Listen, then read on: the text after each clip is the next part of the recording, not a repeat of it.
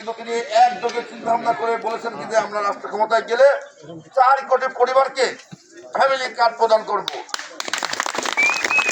4 কোটি পরিবারের মধ্যে আমার পরিবারও আছে, কারণ 4 কোটি পরিবার বাঁচতে গেলে আমার পরিবারও এই 4 কোটির বাইরে পড়বে না। 4 কোটি বাড়ির মুরব্বীদের নামে অর্থাৎ মহিলাদের নামে ফ্যামিলি কার্ড দেওয়ার তিনি প্রতিশ্রুতি দিয়েছেন, ইনশাল্লাহ দেবেন।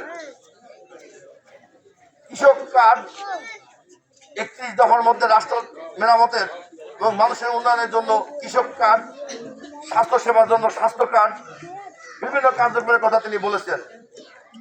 তিনি 20,000 কিলোমিটার খাল খননের নতুন প্রকল্পের কথা বলেছেন যে বিএনপি যদি ক্ষমতায় যায় বাংলাদেশের পানি সমস্যার সমাধানের জন্য আমরা 20,000 কিলোমিটার খাল খনন করব।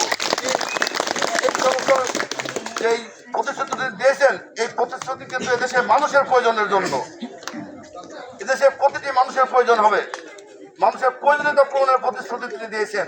তিনি ব্যক্তি কারোর প্রতিশ্রুতি দেন নাই যে ব্যক্তিগত কারোর স্বার্থ লাভ হবে এরকম কোনো প্রতিশ্রুতি তিনি দেন নাই। তিনি দিয়েছেন এদেশের জনগণের প্রতি যাতে আশা আকাঙ্ক্ষা পূর্ণ হয়।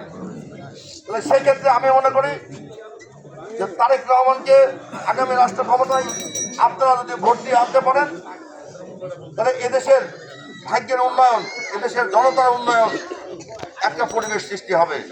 আর সেটা করতে হলে কি করতে হবে, তার প্রতিনিধি ব্যারিস্টার রাকিব রব চৌধুরী, যিনি আজকে আমাদের মিরপুর ভেড়ামারা আসলে ধানের শীষে প্রতীকের প্রার্থী, এবং ব্যারিস্টার রাকিব রব চৌধুরীও এমন একজন চরিত্রের অধিকারী, তার সঙ্গে দীর্ঘদিন আমি থেকে দেখেছি যে তিনি কোনো সময় অন্যায়, দুর্নীতি এবং অনিয়মকে প্রশ্রয় দেন না।